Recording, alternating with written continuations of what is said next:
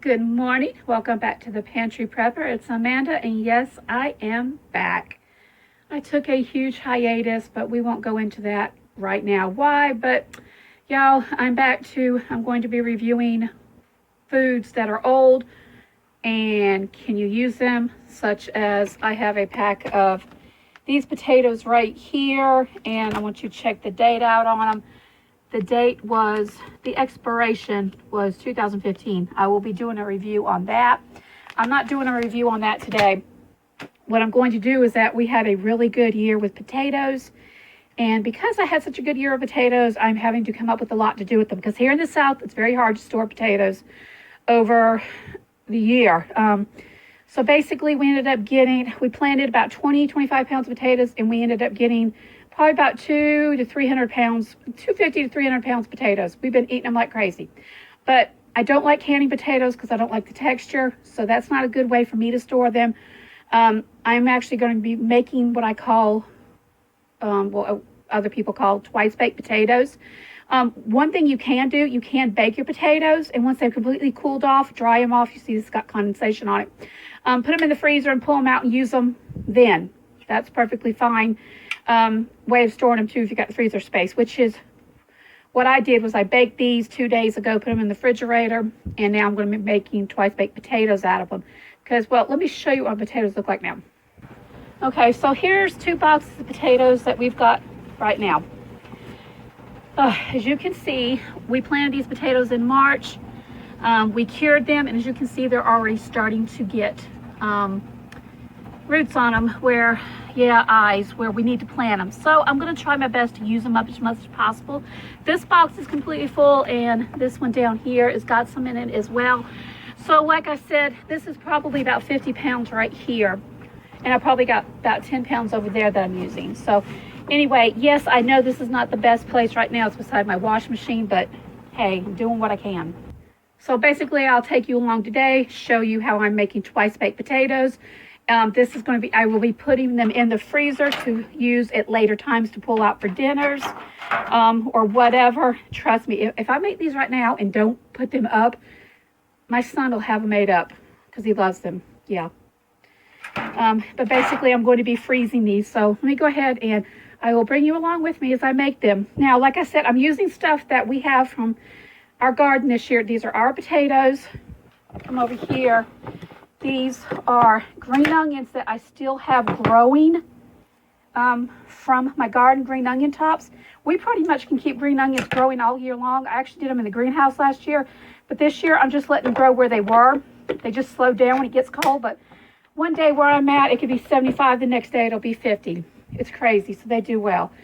And if I was smart, I would have gone ahead and made my own turkey broth from last year, turkey stock, from last week, from Thanksgiving. But it's still in the freezer because it's been an insane week around here. So basically what I'm putting into this will be my baked potatoes. This is bacon that I went ahead and cooked up. I will be putting bacon in it, green onions. This will go inside my actual potato mix. And then I use this for seasoning, which I love.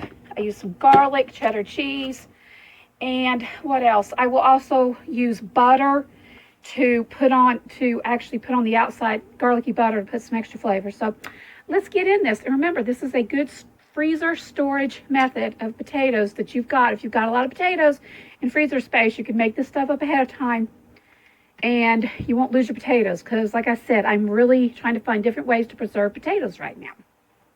Just to mention, these things are great to make ahead of time to put in the freezer, not only for storing your potatoes, but for also once you fix them up completely, put them in your freezer, pull them out, and you'll have a dinner made. First thing you want to do is you get about 1.5 sticks of butter, and you're going to add pretty much I guess about a teaspoon, half teaspoon of garlic. Y'all, this is my recipe. Other people add whatever. And just basically stir that in there with the butter. Half of this is going to go in the potato mixture, I'll show you, and half of this is going to go on the potatoes. Okay, you don't have to add the garlic, but I think it adds a little kick to it. Tools you're going to need: you're going to a good knife knife to cut your potatoes. You're going to need a spoon or an ice cream scooper to scoop out the potatoes once we cut them, as well as a potato masher or an electric mixer, whatever you want, and a bowl to put it in. The first thing I'm going to do is just take my potato like this, and I'm going to cut it in half. Okay, just cut it in half. And look what we have here. Y'all, see this? I was not expecting. This potato part is rotten. That's sometimes what happens when you grow your own potatoes. So let's see if I can scoop this out and salvage it. Okay, since I did not expect to see that, of course it doesn't surprise me because it happens sometimes, I went ahead and just scooped that out and I put it to the side. What I'm going to do now is go in and scoop out all this with my spoon and then put it in here, and this is what's going to go back in the double in the twice baked potatoes. But since I can only do this with one hand, basically you're just going to take it and cut out as deep as you can what's in it, because I really don't know. Let me go ahead and do this. Okay, so I didn't want to waste this. Y'all, you're not going to throw away a good potato. Just cut out the rotten part. Anyway, we're going to go ahead and scoop all this out and put it in here. And if you look at my potato, there was no way of knowing that it was rotten on the inside. Literally, it looks perfectly fine. But sometimes when you do homegrown potatoes, at least in my area, that's what happens. So let me just go ahead and scoop this out. All right, guys, so basically all I did was take my spoon and scoop all of this out. I'm going to take this and put it in the bowl. And you're going to have a hollowed out potato, which looks like this, like a bowl. Did the same thing with this one. Let's get it out. I need to go back and do it a little bit more, but try to get it as much as you can, because what you're going to do is we're going to fill this bowl up with the insides of these potatoes. And once we do that, we're going to start adding all of our luscious ingredients to it. And just to mention other items you're going to need, you'll need some wax paper if you stack them, which I'm going to because I'm only using 2 of these to freeze. You'll need some plastic wrap as well as some heavy duty foil, because that's what you're going to be wrapping in the freezer. All I'm going to do right now is take these and I'm going to stack them in there like this. Right here, I'm just going to, the sun's not too bright.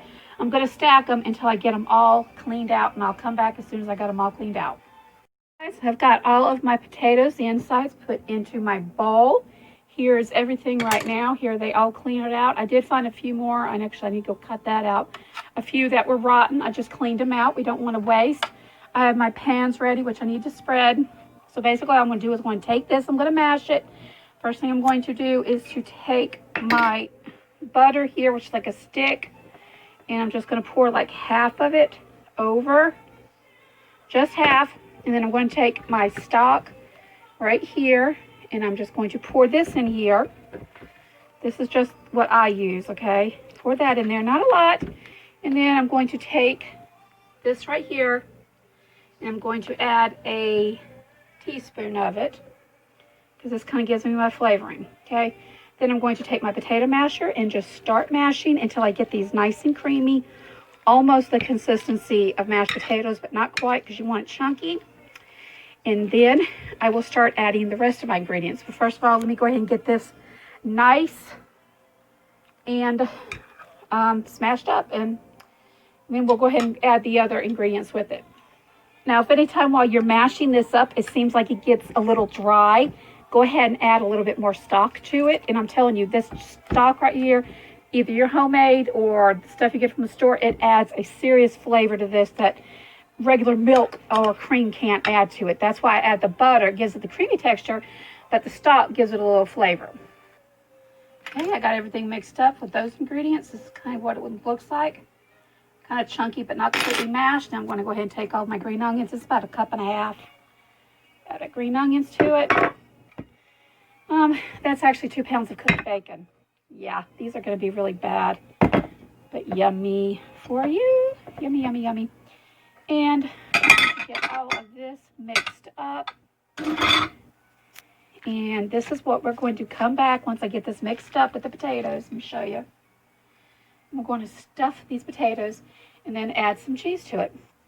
All right, so the rest of this butter, what you're going to do, whatever pan you're using, depending what you're going to use, you're going to take that garlic butter and kind of like put it in your pan, because this is going to like give a crispness to the actual potato skins. And yes, this is really bad for you, but y'all, hey, It's good. You know what I'm saying? Yeah.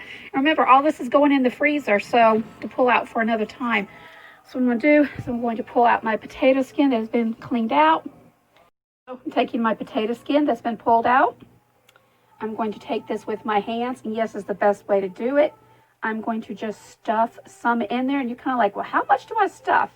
I kind of get enough to put in there until it's about even like it would be, which is like right here. And then I'm going to take this, simply put it in my pan, and continue to do the whole entire pan until this is empty.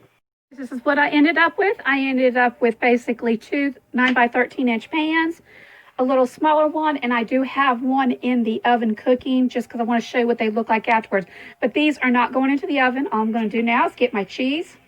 You can use cheddar, you can use mozzarella, you can use whatever you want, whatever you've got on hand. I'm just using cheddar because, y'all, cheddar bacon, yeah, and just completely covered each one of these with the cheese. And once you've done that, you're going to wrap them up, which I will come back and I'll go ahead and show you that. Now, you don't have to add your cheese now. You can wait till you pull it out of the freezer and you've thawed it and you're ready to cook it. The only reason I add it now is because I have it on hand, and if I decide to pull this out in a month from now and I look in my freezer, refrigerator, and I don't see no cheese, I'm going to be upset. So, to me, it's just go ahead and easier to add all the ingredients at one time. Here's what it looks like. Let's get them wrapped up. Okay, I'm going to start with this one. This is heavy duty foil. It's actually just a Walmart brand. I'm going to take it and completely wrap it up. And you're also going to make sure you need a pen or something so you can label this. Okay, so let's just go ahead and wrap this up. I'm actually going to double wrap this in foil and then add some of the plastic cling wrap to it to kind of help seal one and two to make sure it doesn't get any kind of freezer burn. So let me go ahead and get that back up. Next thing you want to do after you get completely lined with foil, go ahead and label what it is that you are making. Twice baked potatoes. I put the directions here in case somebody else pulls them out, wants to cook them, which it ain't going to happen, not in this house. And then the date, very important. These can last in your freezer up to 6 months. No big deal. Just take them out when you're ready from the freezer, thaw them 24 hours completely in the refrigerator, and then bake them for, like I said, my oven's 375 for, what is it? 375 for 60 minutes right here. And or until the cheese melted and you can take it out and it's real soft because they're already cooked. They're just basically cooking it one time before. And y'all, this saves you money. Do you know how much you pay for twice baked potatoes or potato skins at the store? You can get about 5 or 6 or $5. Y'all, it's better if you do it yourself. Let me show you after I put the cling wrap on it. Guys, here is the finished product. Twice baked potatoes double wrapped in foil and cling wrap. As you can see here, they've been labeled. Put them in the freezer, use them in a special time. Here are the ones I actually just got through cooking. Y'all, these things, let me get over here and out of the light. This is absolutely amazing. I want to pull one out and show you what they look like. They are absolutely amazing, y'all. They're very addicting. Oh, come on out. Okay, take this out, put it right here. And let me come over here. I'm trying to find a place because the sun is so bright. And this is what it looks like, y'all. Can you see that? This cheesy baked potato. Yeah, this is good. And then you're going to cut into it. And that's what it looks like, y'all. This is it right here. It's absolutely delicious. It's something good, fast. And honestly, these were made fresh. When you freeze them, thaw them, they come out just the right way. And another thing you want to do, if you get any butter left over, I always add a little bit more butter to the top of it. Salt it, taste it, delicious. Y'all, they're good as appetizers. And another good thing of doing this, if you've got people that are sick and they need food, if you've got extra stuff made up, you've already can take it over to them and help them, which is an awesome thing to do right now. Anyway, you guys have an awesome day. Thank you so much for stopping by the Pantry Prepper again. Hope to get to see you guys again. Thank you so much for staying by. And just have an awesome day. Remember, food storage doesn't matter how you get it, when you get it, where you get it. Just get it for uncertain times. Because they're here. Y'all have an awesome day. God bless.